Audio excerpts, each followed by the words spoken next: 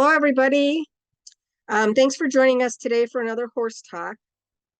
Heather and I are working hard to find ways to be more proactive in our advocacy efforts. So we hope that you find this informative. Last week, we asked you to find your county, state, and federal legislators. That includes your U.S. representatives, your U.S. senators, and your local and state legislators. And I wanted to share this quote from Velma Johnson. I many times wish that the average citizen would realize just how important his opinion is to his elected officials, not just about horses, but about all our social problems that afflict this great nation. They want to hear from you. We tried to really hit that home last time, but your elected officials are hired to do a job, and that job is to take the voice of the people of their state, either to Washington, D.C. or their county or whatever the case may be, but to address the issues that are important to you. So if you did these things and you found out who your legislators were, great job. If you haven't, please make sure that you do that, because we do have some new calls to action for you this week, and you're going to need their contact information. I want to reiterate that I feel like, and my hope is that we're all kind of learning together here. I don't by any means have any answers to anything. I feel like we're all kind of learning together. And so if there are things that you think will work, please send an email, send a private message. If you have questions, we're here to answer whatever we can. We're really just trying to find ways to kind of move the needle on wild horse advocacy, because it seems like it's been stuck for a while. So what's worked, what hasn't worked, what has nobody ever tried that we should try? So we're trying to look at those kind of things. So I'm not sure if you guys know, but for fiscal year 25, so that's the budget that's going to be worked on this year, the BLM plans to round up over 20,000 wild horses and burros. So there's already over 64,000 already in holding facilities, and they want to add 20,000 to that. So since we're talking about proposed plans for fiscal year 25, those plans are not set in stone yet, and there are no plans in place to implement them. But their plans will move forward if we don't use our voices to speak up for wild horses and burros. The first action we want everyone to do this week is to look at the BLM's request for fiscal year 25. And I did put some links in the chat box, and I will put them on the YouTube channel when I post the video. And the BLM budget is one of them that we want you to look at. Heather and I are now learning how important it is to be in contact with our federal legislators at this specific time of the year. Now is when every single member of Congress is asking for language to be added to the 2025 appropriations bill. There's a form that you could request from your representatives. And this is just kind of like a little snapshot of the BLM budget. So, and you can just you can go to it and you can look at the wild horse and burro portion. You could read the whole thing. Again, the link is in the chat, and I'll put it on the YouTube channel as well. But for example, they're asking for $15 million for permanent sterilization of our wild horse and burros. So if those things don't really make people take action, when we have really, when really they're just trying to annihilate our wild horse and burros, we have to do something, and we have to get loud. So we did create a form request that everyone can use.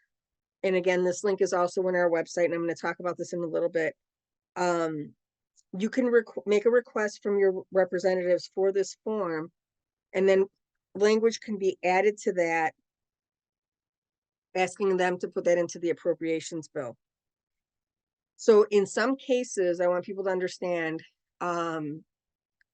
this window might have been closed already. I do think that because there was such a budget nightmare from 24, and those things are just getting cleared up now, that that period is extended a little bit. So no matter what, it's not going to hurt to ask for this form. So one way to get the form, and again, this link is in the chat, is to go to a link that we set up. And it's an email that you can just, once you put your information in, it will find your representatives, and it will send email requests to them. So I want everyone to know that I did this myself today. Whenever I set something like this up, I make sure that it works, but I also signed up to ask my representatives for these forms. And I did this morning, and this afternoon, someone from Senator Hoeven's office called me, and it's not the person I normally talk to, someone I've never talked to before. And so it's not because it was me, it's because I asked for this form, and they directed me to his website. So I'm going to use my tech savvy skills here again and change my screen sharing. So they told me that if you go to Senator Hoeven's website, and so this, and I'll show you Kelly Armstrong's, if you go to Serving You and you go down to Appropriations Request, I don't know, maybe it'll work, maybe it won't. You can see here the deadline to submit applications is March 18th, but I can still make the request if I click on the form. So again, I do think that because the 2024 budget was just got approved recently, that that's why. If I go on to Kelly Armstrong's website, when you're at his homepage, he's got a tab right here for appropriations. And then you can request the form here. It's not look, every page is going to look a little bit different. When I went to our Senator Kramer's website, he didn't have this form, so that's where the email that I sent would be helpful for that. So let's go back and share the other screen again. And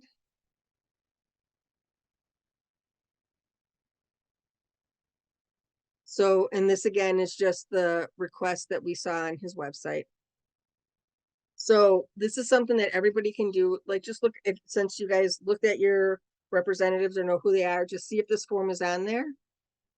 If you have the form, whether they send it to you or you find it here, during our next horse talk, we plan to talk about what to put in that form. It's something that we just learned about, so we want to get some more information together and make sure that we're giving the right message. So just remember, timing is a big thing. So this is not the place, this is not the form to say, we want you to pass the SAFE Act. That's not what this is for. This is about the money, about the what they're asking for in the budget. Those are the things that are going to be addressed. So that's why we're hoping that everyone will take time to look at what they're asking for in the budget, because then what we as citizens could do is say, hey, we know the BLM is asking for $15 million for permanent sterilization. As a tax-paying citizen, I'm against that, and this is why. So we want to look at all those different things. We want you to look at it too, and then we can come back and kind of chat about what we want to be in this letter. So we're going to have a few calls to action over the appropriations bill. There's a couple things that we're working on right now, and we're going to get some calls to action about. But over the next probably month and a half, 2 months, there's going to be a lot that we're going to be asking you to do, because this is a big way to advocate. And some of the things we've talked to a lot of different people who know a lot more than I do, and asked them about different things that we're proposing. And they've told us, I think, that they're great ideas, but again, the timing has to be there. So right now, we're asking that you just see about getting this form. So whether it's that you know that you can get it on the website, or even if, like, for example, with Senator Hoeven's page, where he had a deadline on there, I may email his office and just say, hey, when is my deadline for filling out this form? Because it obviously isn't March 18th now. So that might not be a bad thing to do either, is find out when that hard deadline is. And then, like I said, we're going to try to get together next week and have a horse talk and talk about how do we fill out this form and what do we want that to look like. So you can also just keep watching our websites. And then we also did create a Facebook page, Wild Horse Advocacy Actions. And I did put that link in the chat also. And then I will put that on the YouTube channel. So the other thing I want to talk about is, hopefully all of you also got information about your state legislators. So I want to share a fun fact with you. Thelma Johnson, Wild Horse Annie, and her husband Charlie were actually once too timid to speak out publicly about wild horses. Their first advocacy efforts were sitting quietly on the side of other people with other people who were opposing wild horse roundups. Her advocacy started by getting a county resolution passed, and that was the start of her advocacy work. So imagine if she just continued to sit quietly on the sidelines, where would we be with wild horse advocacy right now? So everybody has to start somewhere, and she started exactly where we're telling you, at that state and county level.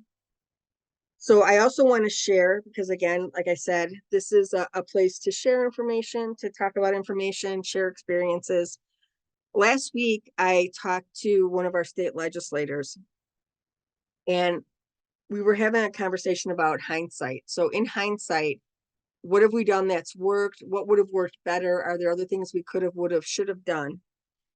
So when I look back to 2017, I've been reaching out to my North Dakota state legislators, asking for help with the Wild Horses of Theodore Roosevelt National Park. The events that have taken place over the last 2 years made me wonder, what if I had contacted our North Dakota state legislators in 2017? The state legislator that I was speaking with took that hindsight journey with me, and we decided that yes, it actually would have been helpful if I had expressed my concerns to them years ago, before the park's management plan was announced. I have to reiterate, it is really critical that you establish a relationship with your federal representatives, and our state legislators agree with that wholeheartedly. Our state legislators can also help move the needle with our federal legislators. So when we look back at what could have been done, I could have called our state legislators the way I was calling our federal legislators, and expressed my concerns about the use of Gonacon, calling all the young horses, and concerns that we were being left with an older herd that would eventually die out. Our state rep said that they could have drafted a resolution years ago stressing the importance of the TRMP wild horses to the state of North Dakota. And then that resolution, just like the one that passed last year, would have been sent to our federal delegates, which would have alerted them to a potential issue. So he also said, instead, we were scrambling to get a resolution written, passed, drafted, all of that in the 11th hour. And that's where I think a lot of our problem in wild horse advocacy comes from. Hindsight is always 2020, and that's great, but we spend so much time being reactive, we don't take the time to be proactive, and that's what we really need to start focusing on. So had I been proactive and known that I should have talked to our state legislators, we could have, a resolution could have been drafted. I would have had more time to find people to sponsor and co-sponsor the bill. We could have negotiated more with what that said. And instead, I had literally, I think, about 3 weeks maybe to find people to sponsor the legislation, co-sponsor the legislation, draft the legislation, get it submitted before a really hard deadline date where we couldn't have done anything for 2 years. So instead, since I didn't contact our state legislators, I was contacting our federal delegates, and it was really just my voice calling their offices and complaining, instead of having that unity of either having the state of North Dakota behind me or having more people involved, and that collective voice being raised that made a difference to our advocacy here now over the last couple of years. So that's really all I have for right now. Like I said, we're working on a few more things, but we don't have information at the moment. I do want to have another horse talk next week, so watch our websites or join our Facebook page for more.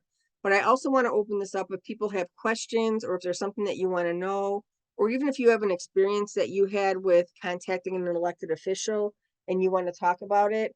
Let us know in the chat, and we can get you on camera. Anybody, or Heather, you have anything to add? Yeah, I did just want to quickly tell everybody here that, the general consensus among wild horse advocacy is that nothing has changed over the last 50 years. And, in certain ways, people are right. There are some wins, there are some losses. We all know Wild Horse Education just had a nice big win in Nevada. But what Chris and I, mostly Chris, is asking you to do here is something that really hasn't been done before by general wild horse advocates. So these things that she's bringing up with you guys, and that we're going to be teaching you and providing to you over the coming weeks and hopefully months, is what we're hoping will make real true change. And so, having said that, please take the quote that Chris shared about Wild Horse Annie to heart, and realize that it's you guys, who are all from different states, who need to help us, and pitch in and take these actions that we're asking you to take, because that is what is going to help advocacy move forward, and hopefully in the not so distant future make some real positive change to help keep our wild horse herds out there on the range where they're supposed to be.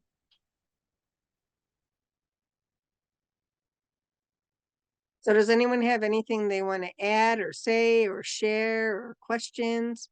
I know it's just kind of short and sweet. Just mostly we want you guys to familiarize yourself with the BLM budget this year. And also contact your representative about getting that form and finding out what their hard and fast deadline date is for that. If you watch our sites, like I said, we'll have another talk next week. Mike, I'm gonna put you, if you wanna, I'll unmute you, and I know that you probably have a lot to say about this, so.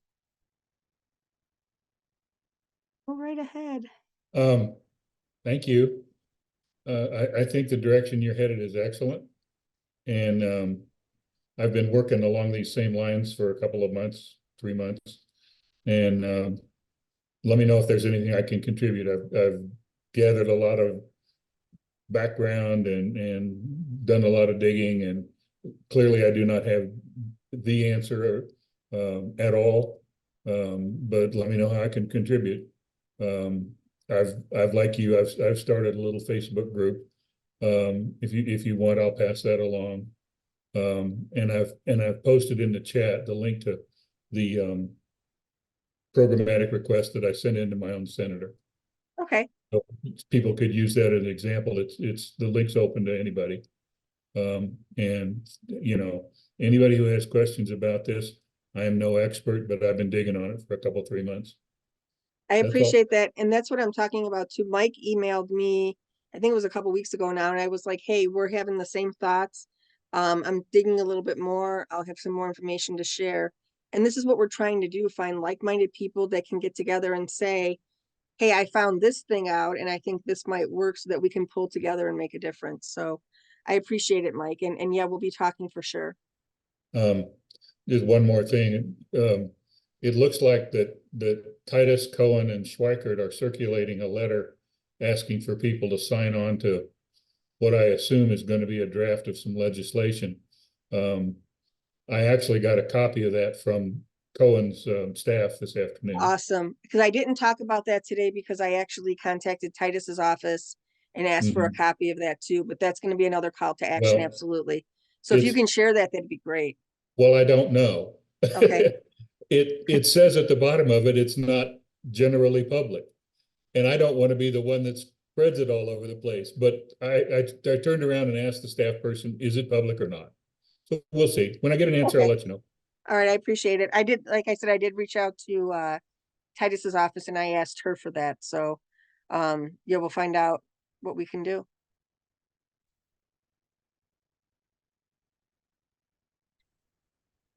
I think Julie has something she wants to talk about. Julie, do you want to unmute yourself? Yeah, can you hear me all right? Yes. Okay, so Stephanie Milton and I, we live in Maryland, and we talked to Sung, who's the aide in Senator Van Hollen's office. We went down to DC, and then we also went by and dropped stuff off with Senator Cardin, and then each of our representatives that were in 2 different districts in Maryland. Anyway, and that was your letter.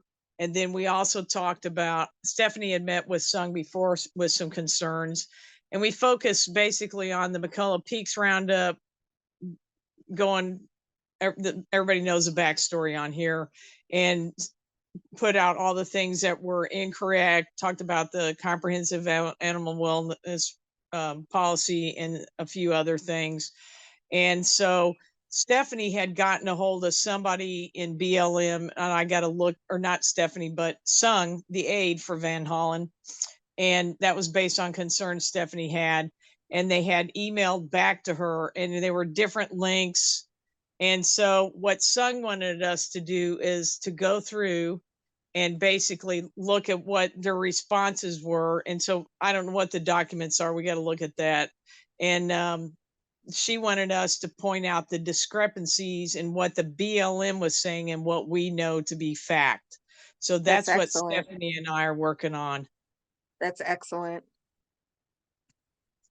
because you then she say- can go back to them and basically say, well, here's what we know. And the other thing too, with the Wild Horse Education coming out with the recent judgments about the roundups, I was gonna try and get a hold of Laura Lee, and after we go through these links, the comments by the BLM, and see what we can add to that now that's been judgments, so we can let Sung know all this. So we're in ongoing, like, back and forth. Here's what we ask. She's like, here's what she needs, so she can go back to them. So we're in that. This will be an ongoing meetings that we're going to have. That's awesome. And that's creating that relationship with their office. And also it also shows so clearly, educate yourself. So make sure that you're giving them the right information, because then they'll trust you and they'll come back and talk to you when there are other questions that they have. And also the fact that they only had the BLM side of the story before you came in there and started giving them other information. So it speaks Yeah. very loudly to what we're saying here. They only know what we tell them, and if we're not telling them anything, they're only hearing one side of the story. Yeah, and Sung was very concerned about all the horses that are in holding. Right. Like Yeah. Heather and I Yeah. were just talking about that. Why should they remove 20,000 more horses when there's already 65,000 holding? No, and that's what she's concerned with, because we told her, and she goes, well, here's what they're telling us, and we want you to give us what you know, so that then they can go back to them. And the idea was that Senator Van Hollen, she goes, before she goes to him, she wants enough so that he will look and say, hey, here's something that I need to address. And he's very pro animal. Senator Van Hollen is on a lot of issues. So Well, that's awesome. yeah. Well, thank you. So that's what I had. Yep. Let me unmute, or let me mute myself, or maybe you can do that. Does anybody else have anything to share?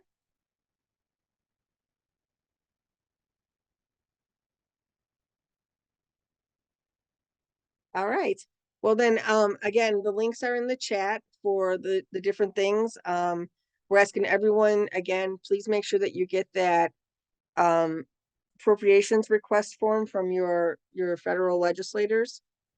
And if you can't find the way to get the form, you can use the link that we gave you that'll email your representatives. And then also look at the BLM budget. That's a big thing that we should all be concerned about. And this is one way that we can advocate and try to get change. So Heather, do you have anything else?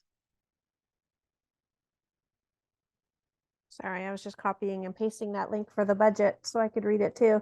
No, not today. I think Chris is right. It's just, we're giving you guys the steps to get everything started. And as time goes on, we'll give you the messages to send. That's part of what the postcard campaign is too about, right, Right, Chris, is appropriations. So Yes. the specific 98 people that we've so far put together on the list for the 100 postcards, the messages that we send them are going to be very specific and in line with what Chris is talking to you about right now. So do you have an update on those postcards, Chris? Are we still thinking about a month before everybody gets them? I think it's going to be about a month. Yes. I think that they should ship. I'll check with them tomorrow. I think they should ship to us this week or next week, sometime, and then it'll take whatever it takes to get here. So, and then getting them out to everybody is going to be the other challenge. So Yes, it is. Yes, it is. Okay. See, there's something else. What's in the chat box? if you don't see the link, scroll up, because it was before everybody started coming in. I can copy and repaste it, I guess. Here's the budget one. I put that one there for you, Julie. And I'll go as soon as we close up here, I'll go onto the Facebook page and put all these links there for everybody too. And then Chris will get the video and so forth put up on the YouTube channel and get the link sent out in her next blog as well. Okay. All right, well, if nobody else has anything, just watch our pages. Like I said, I do want to try to have another talk next week because I do think that the timing on this form is important. But also too, please, I hope Julie encouraged you guys to reach out to your representatives and come back next week, and hopefully we hear from more of you that are have similar stories to Julie, or a whole different story to share, or some way that we can help each other move the needle here. So thank you guys. Thanks, Chris. Thanks, everybody. Have a good night.